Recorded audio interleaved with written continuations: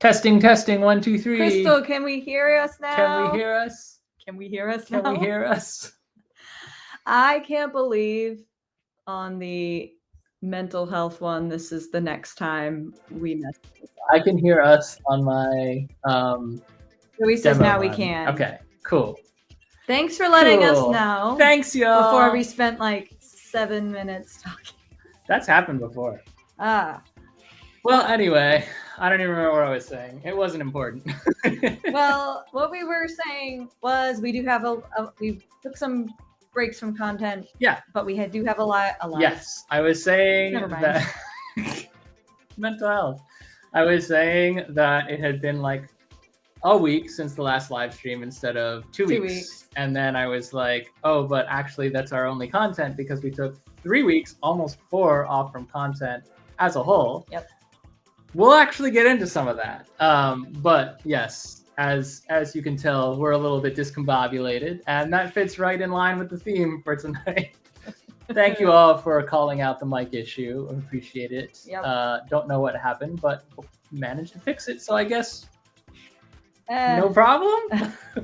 At least we fixed it at like 2.5 minutes instead of we have gone much longer than that. We were like, let's look at the comments, and they're like, oh, no one can. That's why we value the comment section so much. Okay, so it is the tail end of May. This is the last, I think, Tuesday in May, which was another reason why we decided to do a live stream tonight. Because long ago, like a couple months ago, we talked about, hey, you know, we've been dealing, like, we'll talk, we're going to get vulnerable tonight a little bit. We've been talking a lot about mental health amongst ourselves. And we were talking a couple of months ago about, hey, when we get to Mental Health May, it would be cool to do a live stream talking about some of what we've had to overcome personally and like how we've done it. And maybe that can be helpful to somebody out there who might be watching this live stream in real time or after the fact. It doesn't matter. If we've made an impact in some way, shape, or form, then it will have been worth doing. And so we decided that we would do some kind of something for Mental Health May. And so here we are at the tail end of May, the very, very last Tuesday in May, trying to make good on that promise. There we go. We've got a lot to talk about. And anyone who wants to can pop in and out. We're not asking that anyone necessarily share what they're struggling with. But if you do want to talk to us about anything, feel free to DM us on Instagram, Facebook, whatever, Threads. I don't know if you can DM on Threads. We have all these socials for a reason, and it's so that we can be, you know, easily accessible to people who have things to talk about. So before we get into it, these are said socials. Tim and Katie on Facebook, YouTube, and Blue Sky. The Real Tim and Katie on Instagram and Threads. And timandkt.net is our website. Those of you who know us personally will know that I am mostly in command of the socials because they're all linked to my phone. But Katie and I can pass the phone back and forth if need be. Instagram is where we're most active. So apart from YouTube, obviously, because here we are on YouTube doing YouTube things. Here we are. But you can't DM through YouTube. So it's good to have other options. So the title of tonight's live stream topic is vlogging tips for mental health. I want to be clear that like you have to title things a certain way in order to fit them inside a Photoshop project and not make it like run off the page. But this is not exclusive to vlogging. This can be content creation. This can be doing hobbies. Like it doesn't have to be anything relating to content actually. But these are the things that have come up for us while doing vlogging and content creation. And we thought that there's a lot of probably overlap in all the other creator circles that we frequent. In fact, we know there are. We're just not going to pinpoint anyone else's issues. Yeah, of course. There we go.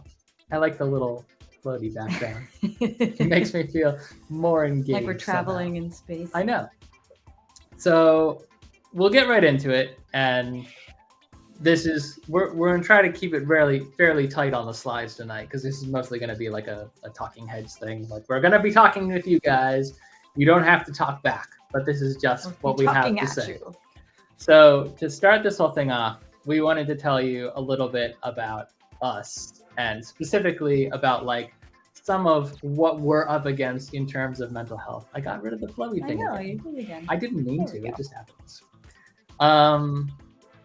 I'm talking too much. Do you feel like you want to start by doing your thing? Sure, I can talk about me for a bit. We have actual like conditions. They're not major conditions, but they affect our day-to-day. So. Yeah.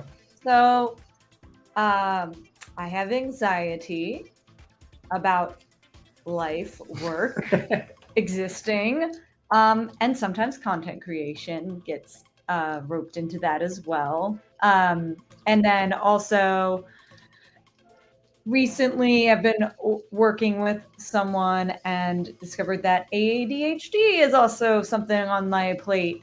So those are two things that sometimes they do help get stuff done. Like there's nothing like that, anxious motivation to get stuff done. There's nothing like that, ADHD focus clarity that comes through sometimes to get stuff done. I randomly decided I wanted to crochet a sweater. So now there's a half-made sweater sitting in the corner over there. And, I'm hoping I finish it. But sometimes, as anyone who does yarn crafts know, sometimes you just never, ever finish a project. So I'm hoping I finish that sweater, but we'll see. But yeah, that's me. There could be other things, but those are the two things that kind of steer my life right now. It gives a lot of clarity to actually have like a formal diagnosis on the ADHD though, because like then the second that you were like, oh, maybe this is me, it explains you so started much. looking into like some of the other things that come with ADHD, like spatial awareness. And it explained a lot about how you like lose track of your surroundings sometimes. Yeah, well, Tim's like, I don't know, Katie. I turned around and Katie's like 20 feet away from me at a theme park and I have no idea where she is. That happens a lot. But that's also because you get interested in things and kind of just like wander off sometimes. Yeah, but that's you. That is me. That is you. I also have problems. So I have general anxiety disorder. The scale of which is in the process of being diagnosed. It's not a small amount of anxiety. There are days when I legitimately am totally overwhelmed and I cannot leave the apartment. It is not crippling in the sense that it like prevents me from doing things, except in those rare occasions, those aforementioned occasions where like those are the days that I'm like, I don't think I can, and I canceling plans is like a rush of calming feelings sometimes. And I hate that because I like having plans. I'm a planner. I'm an OCD person too. So I am all about having plans, and then I get anxious about having plans, and I get so much more anxious when the plans go wrong. And it all just becomes this horrible tornado of anxiety that I can't overcome. So I feel like to some extent, a lot of people have anxiety, and I feel like it's a little bit vague in general to say like I just struggle with anxiety, because almost everyone I know seems to in some way, shape, or form. So I want to paint the picture here that this is like an actual like condition. This is not like I'm anxious about this thing happening. This is like anxiety strikes without warning and for no reason. And it has a major impact on my ability to enjoy life sometimes. By the same token, anxiety leads to depression, and depression is often misunderstood as feeling sad. It's not feeling sad for me. It's not like I never get sad. Everyone does. But for me, depression is more the absence of feeling, like a vacant, a hollow sense to self that is really, I mean, the reason they call it depression is because it's depressing even to think about. It just feels like there is nothing, there's no meaning to anything. And that is a particularly hard day. And the more I've learned about myself and about my conditions, the more I realize that like anxiety feeds depression and depression feeds anxiety, which is why if you have one, you typically struggle at least a little with the other. The degrees to which different people have different anxiety disorders and depressive disorders varies widely because every human body is different. The biochemistry is different, and a lot of it is shaped by our life experiences. We've also had quite a few traumatic life experiences, and those we're going to keep somewhat close to the chest. Because number one, they're a little over personal, and number two, just some of them would just be real harder to talk about. Downers. And like, yeah. But that is part of why I think so. When we started our YouTube channel in 2020, the goal was, because obviously COVID, very depressing time, right? And those of us who were struggling with these conditions already, struggling that much more so. And part of what really made YouTube click for us was the fact that we were watching other people's get out and about and doing things, vlogs, and they were really lifting our spirits a little bit. So in addition to having kind of a background in film and theater and wanting to kind of scratch a creative itch, we also just felt like this was an opportunity to, one, push ourselves to get outside and do things more, which it definitely has. Mm-hmm. And two, maybe be a positive impact on someone else's life and help kind of lift the weight for other people. And I'm pleased to say that like we've gotten a lot of responses, feedback, messages from all of you guys out there that have really enjoyed the videos, and that's meant the world to us and is a big part of why we've gotten into this game to begin with.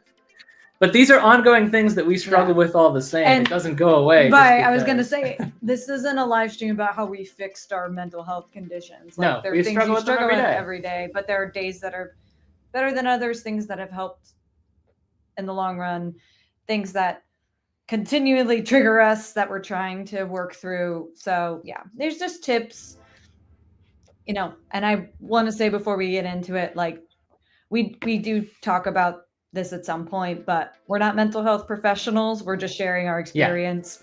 Yeah. And I think we can both highly recommend mental health professionals. They have a fantastic place in this world, and would highly recommend getting an extra help if you need it. Yeah. Yeah.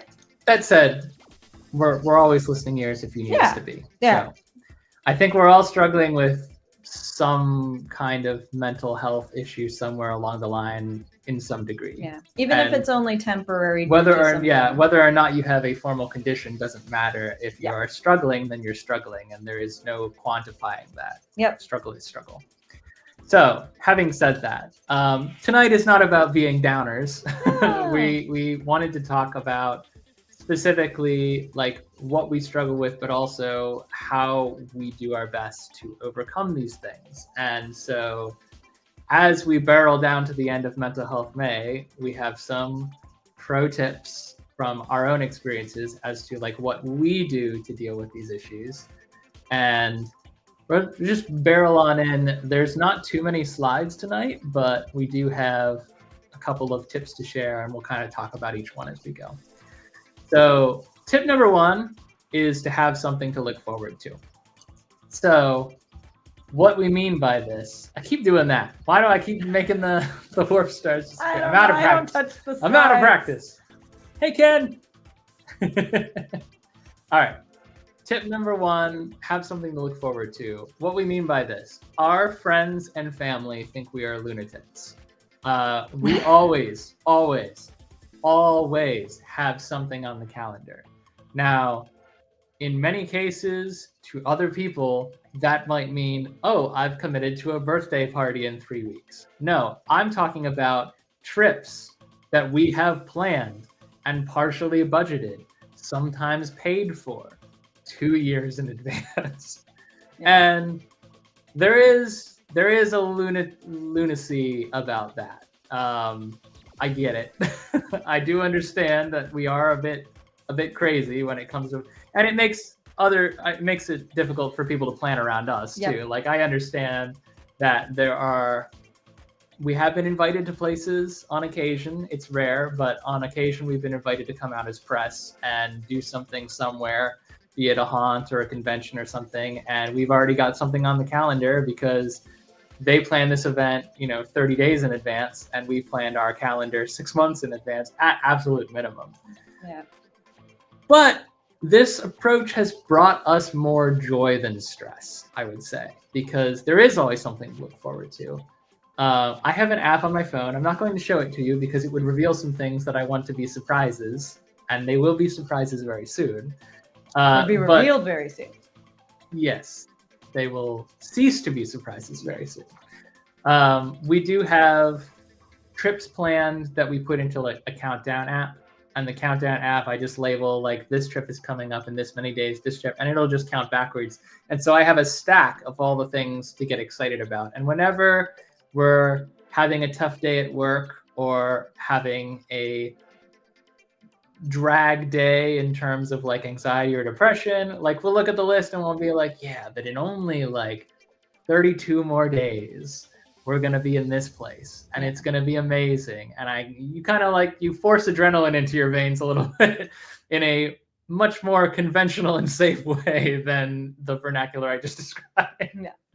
So that's my number one tip, is to always have something to look forward to. This doesn't have to be, a 10-day trip to Disneyland or something. No. Like anything to look forward to. Maybe it is a friend's birthday party in a few weeks, or a small celebration, or off-season haunt event or something. Just, I think it is nice to kind of know you do have something to look forward to, or maybe a friend's visiting from somewhere, and that's what you're looking forward to. So it doesn't have to be plan big trips years in advance, but it is nice to know what's coming and letting that be your motivation to finish another long week of work or finish a big project or something like that. I think it also kind of like cognitively helps you to remember that tomorrow is a new day, because someone saying tomorrow's a new day, like, don't worry about it right now. Like tomorrow, everything is going to be fine. Like it's a hard thing to wrap your mind around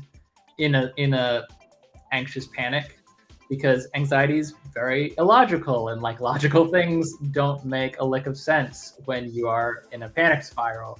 But I think when you associate, like, I'm excited about this, I'm excited about doing this thing in the future, and you can kind of like stir up some of those emotions by being like, I have this date 3 weeks from now that is very important to me for this reason. And it's okay that today kind of sucks, because tomorrow is one day closer to that thing. Even if tomorrow sucks too, then it's still one more day closer to that thing. So it just helps us. I don't know that it's going to help everybody, but it is my first tip, is to make, even if they're short-term plans, like put something on the calendar that you can be excited about. And if that thing looks like it's going to fall through, or if that thing comes and goes and you need something, then look ahead and put something else on your calendar to look forward to, big or small, something that gets you excited about the days to come. This next one is much more relating to content creation, but it is good life advice too. It's also very difficult for me personally. It's so difficult. It's very, we have to very remind difficult. ourselves of this all the time. This is the one that gets away from us 24/7. So when we say don't compete, in the content creation realm, this means that there will be people all the time that will lap you. That no matter how hard you work, no matter how much time and energy you put into your content, someone is always going to shoot past you. And some of it is they have more time than you. Some of it is they have more money than you and can travel to more interesting places or can do more interesting tours or whatever kind of content you produce. Some of it is just dumb luck. Like someone is always going to shoot past you. And it could be people that you're very close to, or it could be people that you have some animosity towards, or it could be someone that you don't even know that just suddenly appears in your feed, and then you look back at, you know, their early days and you're like, oh, they started 2 weeks ago and they already have, you know, 5,000 followers more than I do. It's very, very difficult not to get into that mindset. And once you're in that mindset, it's very, very difficult to get out of that mindset. The reason we say not to compete is there's so many reasons actually, but the top reason is because it's toxic for you and it's toxic for everyone around you. When all you do is sit around thinking like, what am I doing wrong? Or what makes them so special? Like it quickly becomes a black pit of despair. Yeah.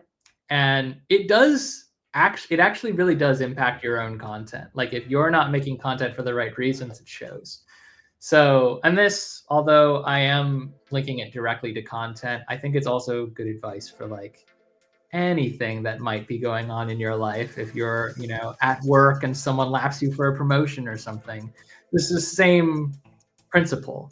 Your work begins to suffer because all you're thinking about is what am I doing wrong or what are they doing so right, that I'm not advancing as quickly as they are. And same principle applies too. Like sometimes it is just dumb luck. Sometimes they wandered in at the right time.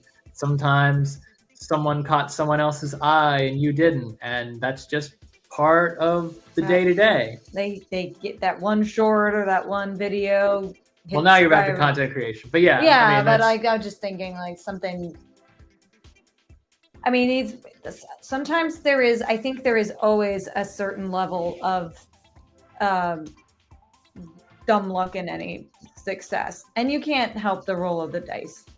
It is the way it is. And honestly, and we have seen people who were in our same, you know, started their channels the same time as us, you know, 2020, and have far outpaced us in subscribers and brand dealerships. That's stupid.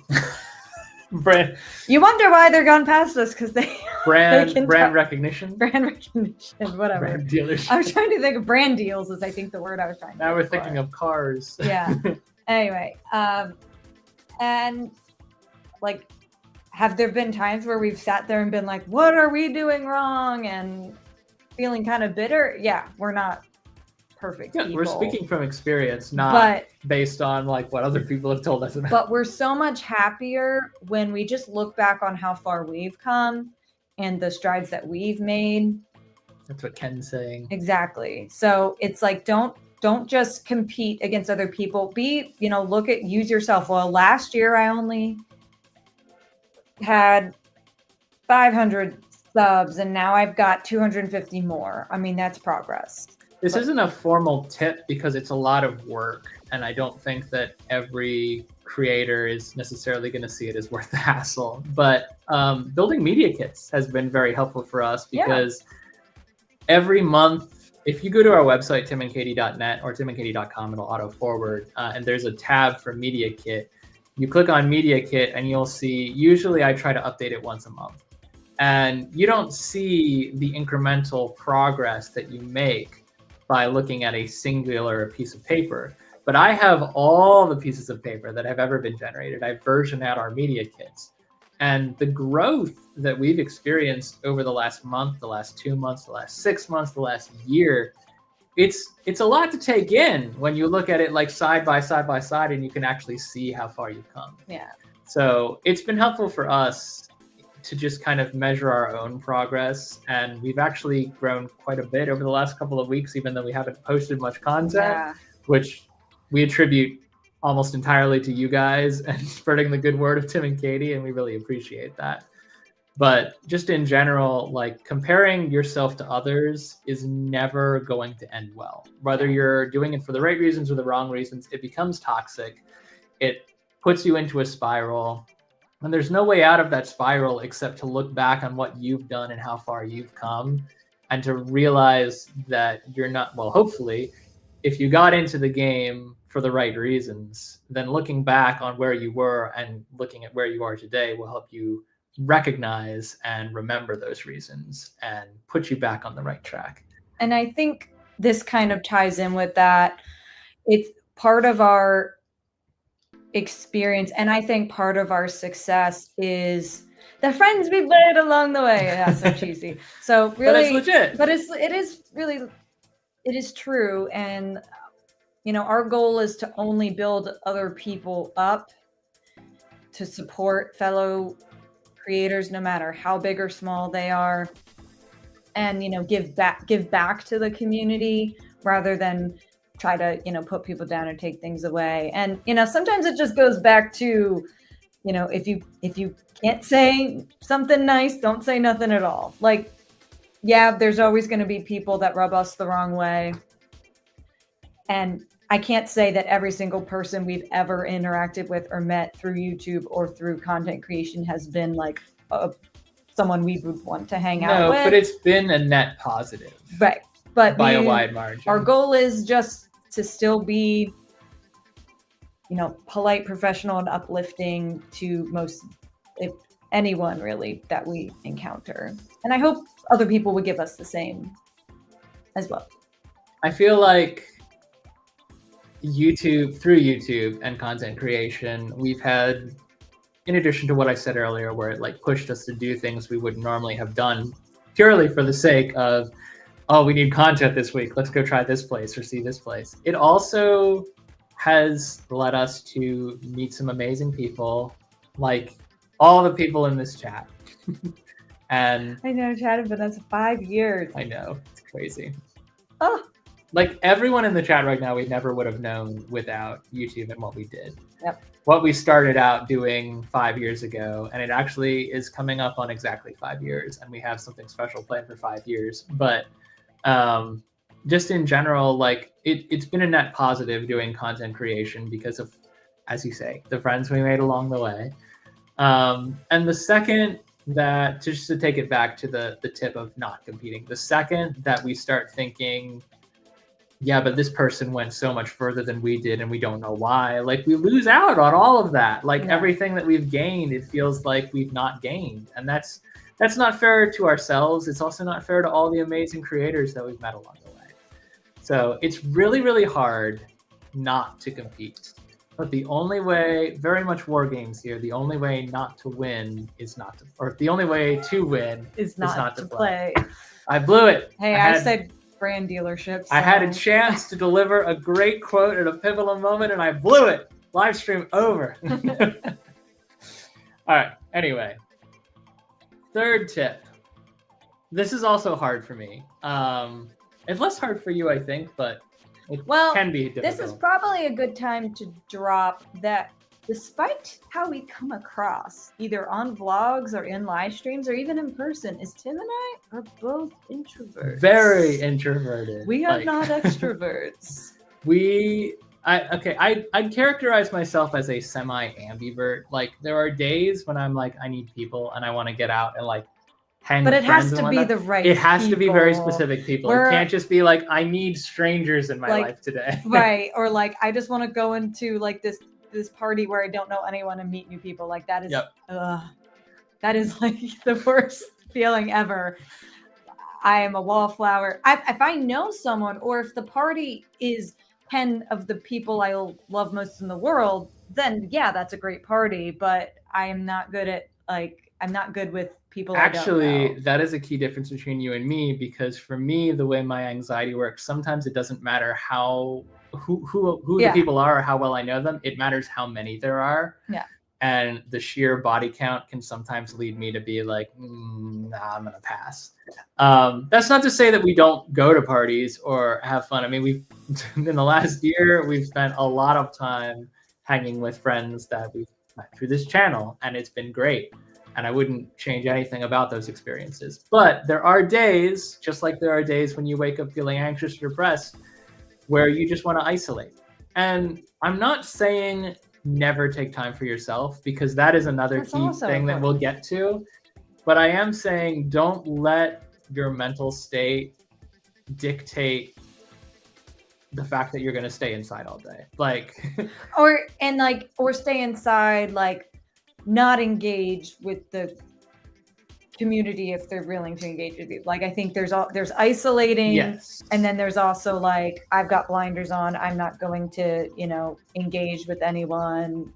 I think I don't feel like doing anything. Yeah. And that's not to say like you can't have privacy or things like that. But I think if we had, stayed in our lane or whatever and never tried to, do these live streams or engage with our audience, we wouldn't have gotten as far as Ken hit the nail on the head.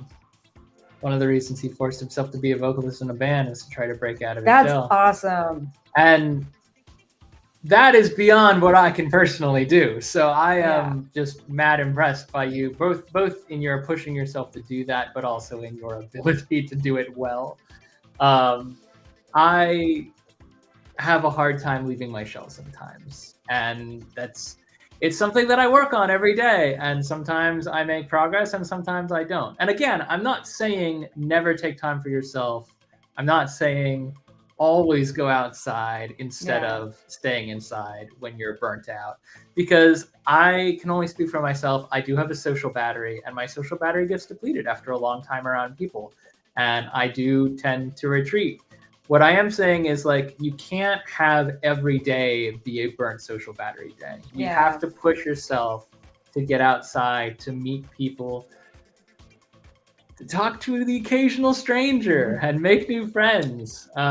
It's something that we've really been trying to do in our travels too, is just like meeting new people. If you're one of those people who came to us either when we were at an event or messaged us online and you reached out the stick of friendship, thank you so much. The stick of friendship. I don't know. The baton of friendship. I don't know. This is why, this is why I have anxiety. I like the stick of friendship. Anyway, if you reach out to us, like, that means a lot. So that includes Zoe, who came and met us on the Griffin platform when she saw us goofing around with GoPros before we even knew what we were doing. Best meet cute. And includes the entire Castiglione fam. Yep. All of whom have always been supportive, and Chad and Vanessa and AJ and everyone else who we've met and talked to. There's a good chance that if you're watching this live stream, you are among the folk that we are speaking of. Trademark stick of truth. I think I was getting the stick of truth. Stick of truth mixed with extending. I think maybe it's the hand of friend. I feel like there's something of friendship that I was trying to think of. I don't know. What's the olive branch? Extending an olive branch. That's more like making peace, though. I am making peace with myself. I don't know where I'm headed with that, but we don't be afraid to make new connections. Oh yeah, I do. Friends. I do want to add to Katie's statement and to what she was saying that, like, if you do see us out and about, and if you've never met Tim and Katie before, but you do see this live stream and you're like, oh no, they don't want to meet strangers or whatever. That's not what we're saying. No. Like, by all means, come up and say hi. We love meeting new people. If we're out and about, it means we're approachable. Yeah. If we are not out and about, it means we're burnt and need a break. And that's the way it is sometimes. But we don't want to discourage anyone from saying hi, because we like to make friends all over the country and all over the world. I didn't think I would know people who lived in the UK and be like, hey, if we're ever there, let's hang out. But now I do. That's wild. This is before we had business cards. Yes, that was honestly, Zoe, I think that was one of the things that made Tim go, I think we need to get a business card so that we don't have to tell people. Honestly, not because that was irritating. It was more because I want to take the burden off of you to have to do that. That wasn't the first time someone was during the era we thought Tim and Katie would be the easiest channel to tell people, but no one, like Tim's like timandkt, and people stare at us like, what? It was also that was the COVID era, so we all had masks on. That's true. And so like that's how it came out. Katie. It's Trevor. That was the ride platform discussion of Tim and Katie. What? Tim and Katie. Okay, one more time. And this was all before the train dispatch, so I was like, we'll tell you later. We'll find you after. That's funny. Yeah. Times. I think it comes up a little better now that that's why I'm pushing the Tim and Katie hashtag, because getting it to be acknowledged as a that's true. When we have like 50 subs, we were nobodies. We still are nobodies in a sense, but anyway, we're nobodies who know a lot. That was the day we were like, let's get business cards, and now we carry them just in case. Yeah. So all this to say, don't isolate, meet new people. Push yourself to do challenging things. I really do struggle with this, guys. I really, really do. I'm telling you, I'm giving you tips that I have a hard time following myself. So I just want to say, says she loves your hair. Oh, Allison, I missed you. I was at Charlie Dental last week and I missed you. Anyway. Sorry, friends. Again, speaking of friends. Anyway, yeah, definitely try hard, do hard things, push yourself, but not, to traumatize yourself. I will say, an example of this is, as most people know, Tim is not a fan of water-based attractions.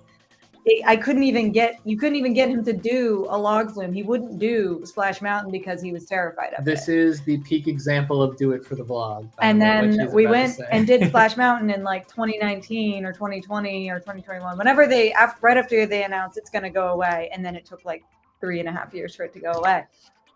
But then meanwhile, Test Track closed the next day. But then on top of that, after he's conquered Splash Mountain, he's done things like Pompeii at Williamsburg. He's done water slides. He's even done a water coaster, even though that was slightly traumatic. But the fact that I couldn't get him to do a kiddie water slide at the Four Seasons water park when we were there in 2017, and now he's doing water parks.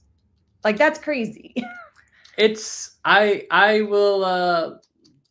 We said earlier on that we carry a lot of trauma with us from past experiences, and I will be open and honest on this one point, not on all of them, but on this one point, I'll say I had a drowning experience when I was very young, and what I carry through my adult life is a anxietal reaction of absolute panic when my head goes underwater or when water is dumped on my head.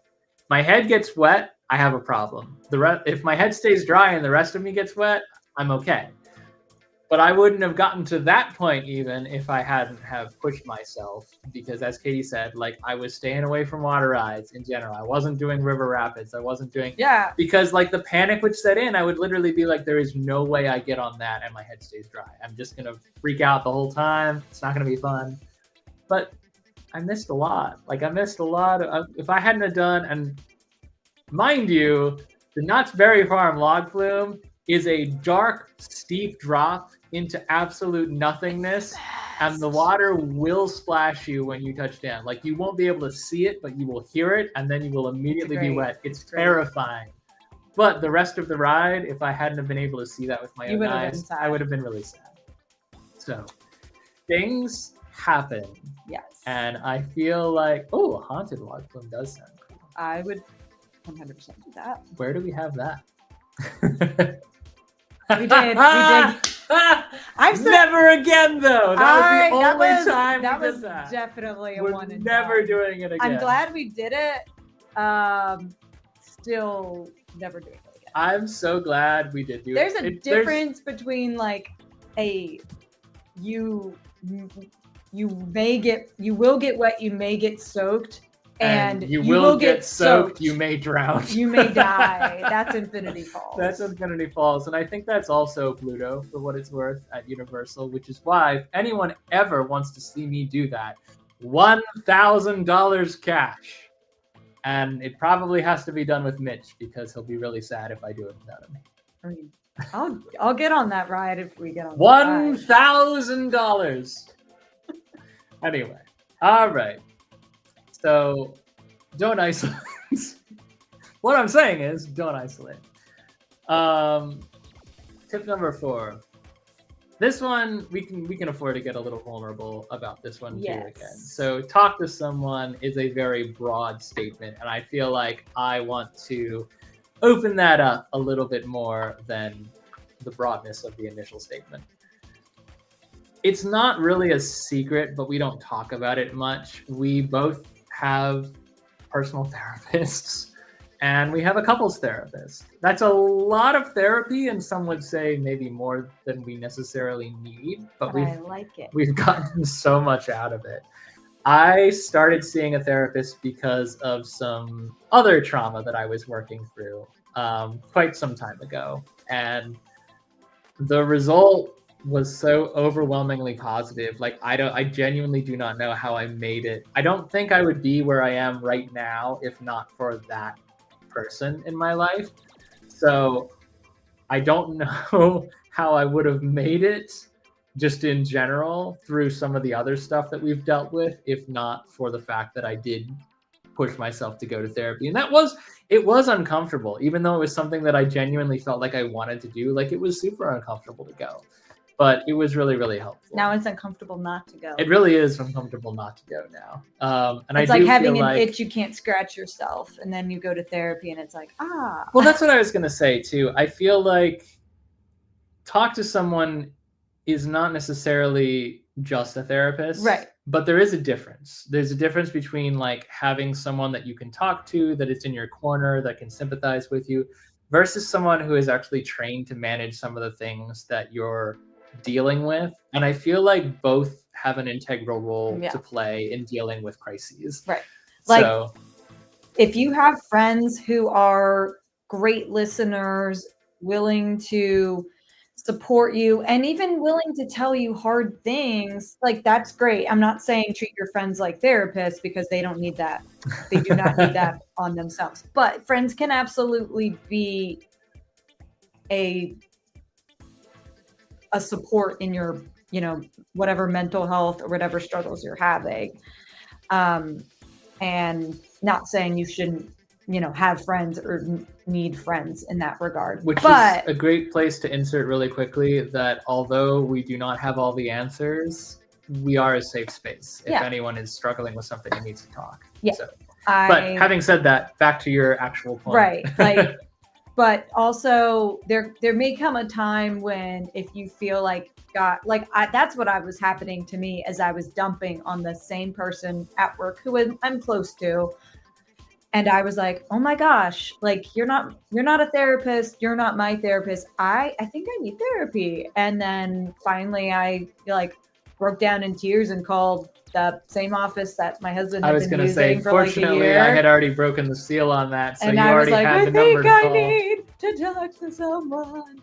And it's been so the therapy that we sought out for ourselves individually was to deal with actual issues, like issues that were impacting both of us and wound up kind of crippling us in a way, in some way, shape, or form. I'm trying to dance around things without giving too much personal information, but we've had things that we've had to deal with over the last few years that we weren't able to deal with by ourselves. And that, as Katie said, it got to the point where we were trying to put too much on our friends and our trusted family members, and wound up coming to the realization that this is what therapy is literally for. Right. So breaking the stigma is a hard thing to do, even when you are supportive of mental health professionals and their presence in this industry, because there's always a part of you. There's a small, insignificant part of you that's very wrong, but will constantly be shouting, "You're better than this. You don't need therapy. therapy is for crazy people, and that is like the furthest possible thing from the truth. You don't have to have baggage and years of trauma to feel like you want to talk to someone. Some people sometimes something happens and maybe you only need to talk to someone for a few months or even just a few sessions and you're like, dang, that was great to like get off my chest. But I actually went to my first appointment with a lot of guilt, like I'm wasting your time. Right. And I said that at some point, maybe like 3 sessions in, and the response was, there is no time wasting here. There are no big or small problems, because every problem impacts every person in the same way, and they will compound themselves until you can't deal with them anymore. And that is a good thing. That's a good takeaway if you're struggling with anything. Like, yes, you can talk to your friends. And I will also say, like, I know that therapy is not free. And it's not always easy to find good health resources. I mean, we happen to be employed with health insurance, and that makes a big difference. It's not that expensive for us to go, but without insurance, it would be. So, but if you're someone who's still in school at university, a lot of them have mental health resources, even included with tuition. In fact, the first therapist I ever saw was through my university, and it was free. I just had to put it on my schedule and show up, and I was never billed for it. So utilize that if you can, if that's in your, if you're able to do that, if you're, university or college age. I think in general, just take advantage of the resources that you have. There are like those apps out there. We're not sponsored by any of them. I'm not going to list any of them just in case there's a problem with one of them. But there are apps and things like that can give you like, they can work with your finances and things like that. But definitely recommend it. If you know someone who sees a therapist in their office, sometimes, they can recommend you or refer you, and you can get in the door that way. I was trying to make this point earlier, but I think I got off on a tangent. We mentioned that we both have individual therapists and then we have a couples therapist. That didn't start that way. I started seeing a therapist, as I say, because I was dealing with something that was time specific and that needed to be dealt with. And Katie started seeing a therapist because problems started stacking up and compounding themselves. And things just started building up. And then the couples therapist entered the picture because both of our therapists left on leave around the same time for good reasons. They're back now. But they both happened to be going away on leave the same time. And we really felt like we were at kind of a pivotal point where we just wanted someone to talk to. And so we decided we were like, oh, well, let's bridge the gap with one therapist. Switched over to a single therapist that could speak to us both. And then that therapist began seeing us more regularly, and not because we had a problem. Like, we're not doing couples therapy because we have a problem. We're doing couples therapy because there's always more to learn about how to communicate with your partner. And a lot of the times, especially we're married, so like we spend a lot of time around each other, which means that we have a lot of the same problems. And we have a lot of the same issues that we have to overcome. Or sometimes we are each other's trigger even when we don't mean to be. I have made the case before that we as people, not just me and Katie, but the human race seems to want to partner up with people who are the direct triggers for your anxieties. So I don't know why, but everyone seems to do that. I get irritated when I feel like I'm being told something that I already know. My voice goes a little louder. Katie gets irritated when she feels like I'm talking down to her because I already know something. Her voice gets a little louder, and every time the volume goes up, the intensity goes up, and it's just So these things happen in every relationship. and every relationship is different. And I'm not saying that ours is better or worse than any other relationship, but I am saying that every relationship can benefit from someone who can sit down with you both and talk to you about like, this is what I'm noticing in the way you're communicating, and this is how like we can bridge some of these gaps. And you don't have to be struggling necessarily with anything to benefit from that. But our personal therapists have been very helpful with our personal struggles in overcoming each of these things that we've faced. So what wound up happening is that we brought on a bridge therapist to kind of be a stopgap while our therapists were out on leave. And then we got so much out of it that we were like, well, you're staying. Kept the couples therapist when the original therapist returned. So all of this to say, we have a lot of therapy bills. But I think it's very worth it. And that's what works for us. And if something different works for you, then great. But I do advocate for speaking to someone. Yeah. If it's a friend, if it's a family member, if it's a mental health professional, ideally if it gets to that point where the friend or the family member is getting overwhelmed with everything you're giving them to deal with, just talk to someone. Don't hold it all inside. And my final thought, just thinking about it, you know, not everyone's a good fit. So if you do find a therapist and you're like, you gave it, 2 or 3 sessions and you're like, I don't think that we're vibing. I don't think we're going to get anywhere. I don't don't feel like you have to keep I remember when I was first with my personal therapist, after 3-4 sessions, she did a check-in and just she's like, you will not offend me. I want to know if we should keep going or if I should recommend you to someone else if you feel like I'm not a good fit. So. Oh, I didn't get that. Nope, I did. And I was like, nope, we're good. I guess my therapist just knew we were vibing. I don't know. But we have had some other, we had some other friends have not as great experiences in therapy. So I just want to let you know that just because you're seeing a therapist doesn't mean that it's the right one if you need to change. I guess the headline of this tip is that the point is don't hold it inside. If you can't afford or can't find a therapist to talk to, don't feel like you're at a disadvantage, because you probably have people in your life that would listen to you regardless.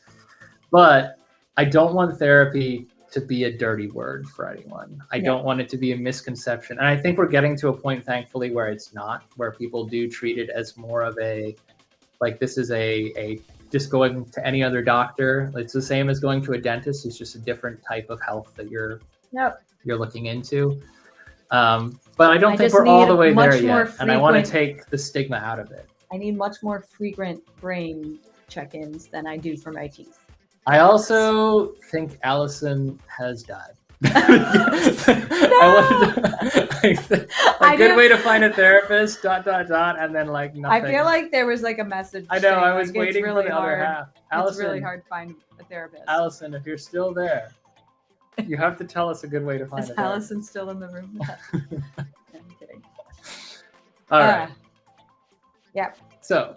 Highly recommend talking to someone. This next tip, and this is our last formal tip, but there's a lot of information, sub-tips we'll call it, that we have to talk about in this one. And this is actually quite easy for us to do. Some would say too easy. Take a break. Take a break. And now we're stuck with it. Now we're stuck with it. There she is. She's back. Oh, that Psychology Today. That was some anticipation. That was a drum roll. That was quite good. I have not heard of Psychology Today, but I will have to look into it. Not because I'm not happy with my current therapist, just because I'm interested in helping people. Could help someone else find helping people bridge gaps. So if anyone has used it, I'm guessing Allison has, you can fill us in.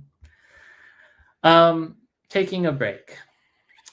This can mean a lot of different things. This can mean taking a break from work. This could mean taking a break from content creation. This could mean taking a break from a conversation that is spooling you up and making you lose your mind and tear your hair out. Taking a break is probably the most important tip of everything on this list. And probably not the first time you've heard us say it, because we've talked a lot about this in the content creator sense.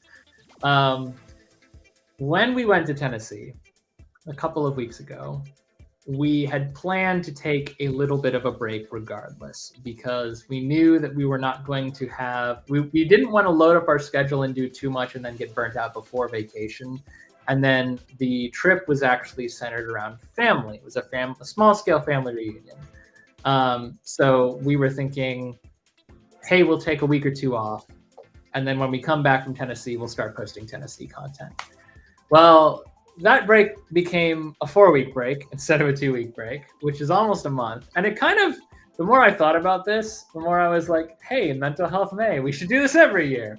I don't know if we'll actually stick to that. But the 4 weeks were due to the fact that when we were in Tennessee, we had plans to shoot content. And the longer we were around and the longer we were integrating more with the family as everyone started arriving in shifts and more people started arriving and hugs and kids and, you know, all the different variables, we were like, this is fire alarms going off. This is to talk for a week about the trip itself. But it became apparent that this is not going to be a good content trip.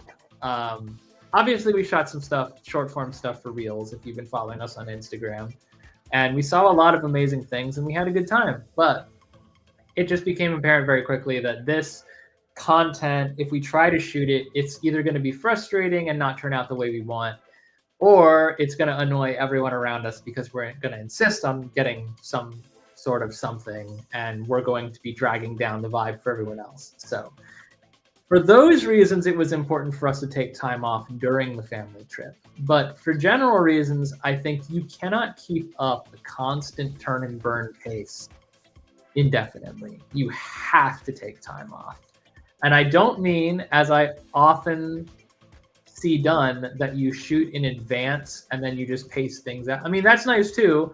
Don't get me wrong. We do that all the time where we go on a long trip, we shoot all that trip, and then we pace things out and we get the stuff out on a weekly basis.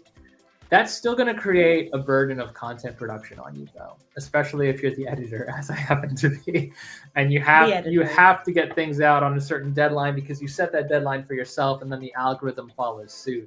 Yeah. It just becomes a lot, and eventually you are going to hit a wall where you're like, I have too many things to do today. I can't edit at all, and that's going to throw me behind on everything else I'm doing. And if I don't get a video out this week, then the algorithm's going to like come back and bite me, and like forget it. Forget the algorithm, forget all the burdens and responsibilities of being a creator. Like sometimes you have to take a break or you will get totally burnt out. These are the vlogging tips, but this is also true of just like general life too, because you can't do anything forever. You can't do production of any kind, at any scale, of any type, indefinitely without taking a break. You have to stop. And that is important not only for your mental health, but also for your physical health. Because guess what? I got sick and missed out on a bunch of press stuff that we had teed up and created another content hole over the course of that 4-week gap. Yep. There will be a vlog this Friday. I swear on all that is holy. But there has not been a vlog for 4 weeks. And that is largely due to the fact that we took a break and then it became a longer break. And then I got sick from burnout and became another week of break. So it all stacks up. Yeah. But yeah, sometimes we show up intending to vlog and we aren't feeling it or something. Sometimes we, for those longer trips, we're going to be in this place for 10 days and 5 days we'll vlog and 5 days we'll not. And sometimes we end up dropping from even that list of like 5 videos. So that's usually how it happens if we don't vlog anything. We're just like one vlog at a time drops off. We've never, ever since the beginning of our channel, we've never put the pressure on ourselves to acquire or farm content only to keep our post schedule. And we've never once said we always post on Fridays or on Thursdays or whatever, because sorry, we've still got jobs, we've still got lives outside of YouTube, even though a lot of our lives are YouTube now. We've never publicly said that we have a post day, but people who follow us will know that we typically post on Fridays at a certain time of day. And that is the only reason we haven't publicly said that we have a post day is because there are days when we can't, when we just fall apart. And then we can always bring up spooky season last year as an example too, where... And before we go here, spooky season last year was terrific. It was incredible. No, I'm just going to talk about the lessons we learned, which was, you know, our goal was to shoot something every weekend. We had haunts that invited us out, or haunts with media invitations, or just haunts we wanted to check out. And sometimes there were 2 in the same weekend, and we strategized that because it made sense geographically.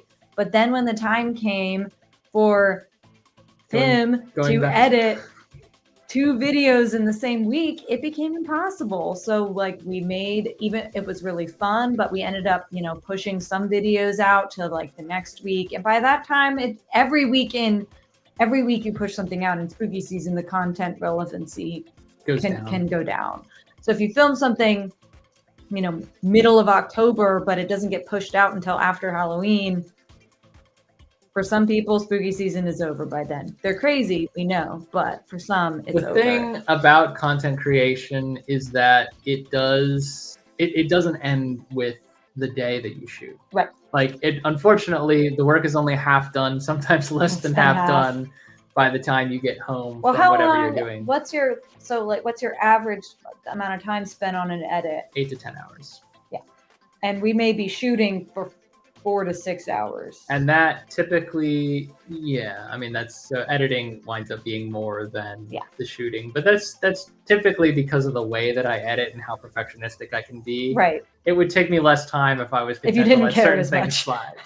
But I do, and I feel like that the content shows that we care about the end product, maybe more than the average person ever should. But I'm proud of the stuff we put out 90% of the time. And when I'm not proud of it, it typically is because we rushed it and because we didn't take our time and do it right. And that's why I feel like taking a break, it keeps you from getting burnt out.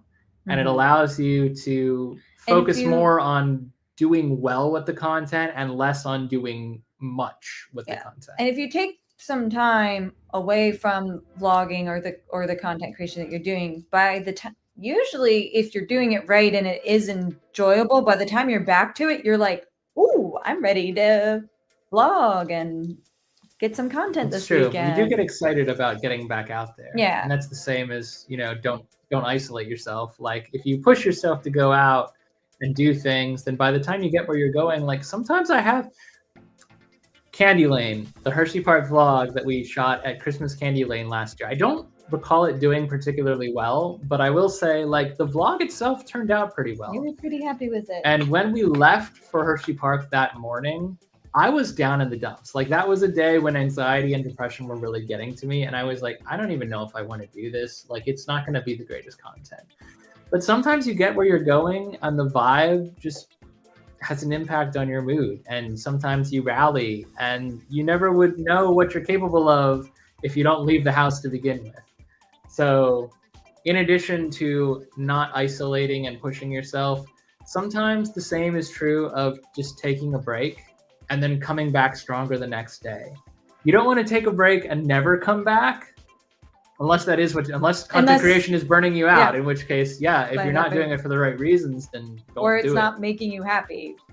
But if you take a break because you're getting tired and that's it, and you wish you had more time to give to this, but you can't, and you just need to drop everything and breathe, pick it back up later and come at it that much stronger the next day or the next week or the next month even. And typically your content will benefit from that just as much as you will. I think so. Sorry, I got distracted by you opening your phone. Yep. Hey, Kayla. Heyo. So the last sub tip, I guess, of this particular tip, the take a break tip that I want to say, and this bleeds right into kind of the final message of the day, is that it doesn't make you less a creator or less a person to need a break. And it's okay to not be okay. Yeah. Despite all these tips, despite all the preparation, despite all the resources even that you may or may not have, there are days where you're just not going to be able to beat whatever's eating at you. There are days when depression and anxiety get the better of me and I just mope. And there are days when it's a real struggle to motivate yourself to do anything. And I don't want to say that like you're not allowed to process things or feel these things, or it makes you less of a person to give into them sometimes. But we do want to put you in a better position to tackle these things on the day-to-day, because these things, as they impact our lives, like it does make it hard to live our lives sometimes. And I feel like having some resources and some strategies about how to deal with them will hopefully help you guys out a little bit if you're struggling with any of the same things.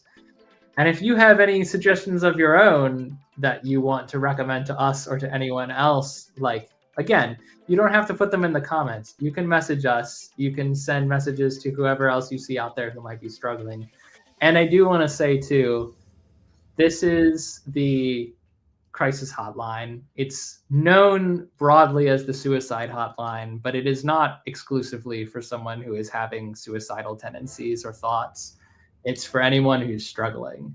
So if you or someone else you know is in need of someone to talk to, you don't have a therapist, you don't have the resources, you feel like your friends or your family would not understand or would judge you, or you'd feel shame about sharing it with them, you need to talk to someone. 988, that's the only number you need to know. And we want to make that public information for everyone, because I feel like mental health touches everybody in one way, shape, or form. Everyone knows someone or is someone who is struggling with this. And I don't know for sure, but I'm pretty sure that is the US line. So if you are watching from a different country, which thank you so much. That is a good point to make. You might need to look at your country's hotline. Hopefully there is one, but that is for it depends very much on the country. But I will say that a lot of other countries, there are some countries where even burnout is treated as like a legitimate illness, like a not like even a mental condition. They treat it with the same gravitas as a physical illness, like a cold or a flu. And like it, I feel like in the United States we're only just starting to grapple with how burdensome mental health issues can be and how they impact everyone's day to day. And that's why I really want to put out there that there are resources, there are people you can talk to. There are friends and family that you can talk to, and you shouldn't have to feel ashamed or shy about that. But also, generally speaking, you can always call the 988 number and someone will be on the other end to talk with if you can't get a hold of anyone else. Yes. So, do you have anything else to add on that front, or any others? I mean, I feel like that's a pretty good way. I guess just like take care of yourself and take care of each other, I guess, is the way that the little bit I would add. And I think this quote, I was going to say, I like Crystal's quote too. I think Crystal is saying it's a quote from someone because she put it in quotes here, but choose to make time for your wellness or be forced to make time for your illness. Yeah. I guess just some also general advice is if you can get a hold of someone or start to, recognize early signs of a mental health struggle, you don't need to be in crisis mode to start helping yourself. It's actually easier to deal with things if you don't let them escalate to the point of crisis. Like, so, I knew as soon as Tim got a therapist that it was like, I should also get a therapist. But I waited like 6 months until I was like crying with someone on the phone that I was like, yeah, I'd probably need this. It's not, even now, I don't think like this is stuff that we talk about often, which is why like dedicating a whole live stream to it was something that we felt strongly we wanted to do, because we're not particularly, it's not a secret that we struggle with mental health issues, but it's also not something that we talk about on the daily. Yeah. We try to focus on the positive with our content and our channel, and this is heavy stuff. So like we don't always bring it to the forefront, even when we are actively feeling it out and about. And it's probably not going to be like dropped into our blog content. Probably not. It rarely has a place.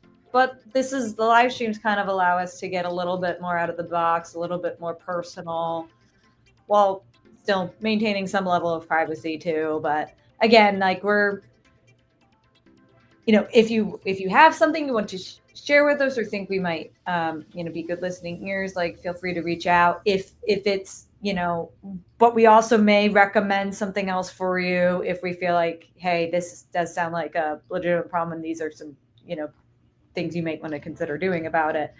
But yeah, if you just need like to vent about being a creator and trying to take care of yourself, I think a lot of us could relate to that. If somebody has any tips, so one of this I tried to put this in like earlier, but now I'm just going to say it now because we're wrapping up.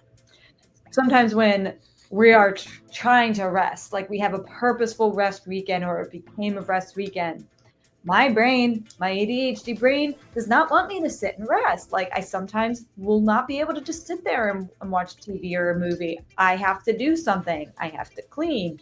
I have to crochet. I have to sometimes even like reading a book, which I love to read, doesn't feel like I'm doing enough work. So sometimes my body doesn't want to rest. It's like, I know I'm supposed to be resting, but I want to do something. I want to go exercise. So if anyone else struggles with that and has some tips or whatnot, just please reach out. But otherwise, I think we're wrapping up here. Again, we have not solved our mental health problems. We're actively working through them. These are things that I think we'll be living with for the rest of our lives. But I will say that being creators and, being out and about and sometimes being a little bit uncomfortable being out and about, like it has been a net positive in our lives. The fact that we're getting out more than we would have otherwise done without the YouTube channel to motivate us.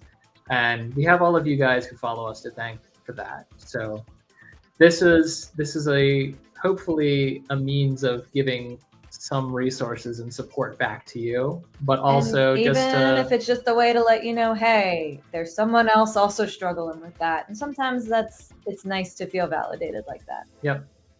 Which is also why I advocate for therapy now, because having an external party that has some form of degree around these kind of issues and having them say, oh, that is a problem, makes you go, yes. At last someone understands. So the resources are out there, guys. If you're having trouble connecting with them, or if you can't find mental health resources in your area or within your means, Psychology Today website sounds like a good resource. Yeah. Do some Googling. Feel free to ask us if you don't know where to start, or ask your friends or your family or just talk to your friends and family too. Like if you're struggling with something, don't let it simmer. Confront it. Yep. Find a way to move ahead in life while embracing the things that may not be ideal about your body and your mental health state. Because ultimately, if you don't let it beat you, it will never beat you. Yeah. Anyway, we wish everyone wellness in their minds, hearts, souls, and bodies. It's rough out there, guys, but we wouldn't be able to do this without you. So just know that if you needed to hear it, you've made an impact on us, and we thank you. I do want to highlight our creator of, I guess, the week. I was going to say every other week, but creator spotlight for this week is universally Natalia. I don't know if that's how we officially pronounce it, but Nat is the creator behind the account. Instagram and Threads are her two primaries. And she does, as the name might imply, do a lot of universal content. I have been quietly ducking some of it because obviously Epic Universe is now open and I'm trying to preserve some of that experience for myself. But the reason I really like this creator is because she is a diehard mental health advocate who struggles with some of the same things that we do. And she is very candid and open about how she deals with them. And I think that especially for those in the industry who might want to go out and do things at theme parks and whatnot, she has some really helpful tips too. So in a way, she inspired this whole live stream. And I do want to thank her for that and point you guys towards her content if you're interested in either mental health or Universal Parks and Resorts. But either way, great creator. Please do check her out. The next live stream we do will not be a proper 2 weeks out from today. It will be June 17th, which I believe is 3, which is part of why we did a live stream today. Another part was because May was almost over and we wanted to squeeze this topic in. But when we come back, we have a big announcement that I have literally just been waiting to make. So if you're interested in the future of the Tim and Katie channel and all that we intend to do here, do try to tune into the next live stream. I feel like we're maybe typically What? I won't say anything. It's too late. You said something. The moment is ruined. I feel like you're. I don't know. I guess you'll have to tune in to see. It's going to be an exciting live stream, regardless of what Katie thinks. I love how you just bottled up like Beaker. Well, the thing is like I thought I knew what the next live stream was going to be, and now I'm not sure. So I guess it'll be a surprise for everyone. All right. Well, anyway. The next live stream is going to be exciting, guys. So headline, if you're interested in what we do, try to tune in. If not, you might catch it on the replay. But yeah. Until then, we've got a couple things to look forward to. As we mentioned in tip number 1, we are going to be doing some visits to busch gardens this summer. We're going to be hopefully visiting water country as well. And we've got a couple more surprises along the way too. So the content is back one way or another. Thank you for sticking with us through the break. And thank you for everyone that tuned in tonight. Hopefully we've given you some things to think about and hopefully provided you with some resources, some sympathy, and or some kindred spirits in this live stream too. Until next time, I've been Tim. I'm Katie. And every night is a new adventure. And we'll see you again soon. Bye.